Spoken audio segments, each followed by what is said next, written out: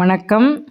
காலையில் எழுந்திரிச்சு கொஞ்சம் வேலையெல்லாம் முடிச்சுட்டு 6:20 கிச்சனுக்குள்ளே வந்தப்போ சரி இட்லி ஊற்றி வச்சுட்டு கொஞ்சம் ஃபில்டர் காஃபி இந்த பக்கம் பால் வச்சுருந்தேன். ஃபில்டர் காஃபி ஸ்ட்ராங்காக ஒன்று குடிச்சிட்டு அதுக்கப்புறம் இட்லி எடுத்துட்டு தேங்காய் சட்னி வச்சு காலையில் சாப்பிட கொடுத்தப்புறம் இந்த இதுதான்.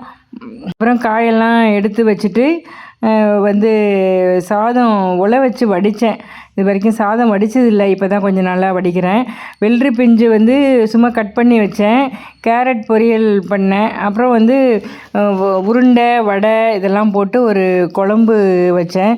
நல்ல டேஸ்ட்டாக இருந்துச்சு.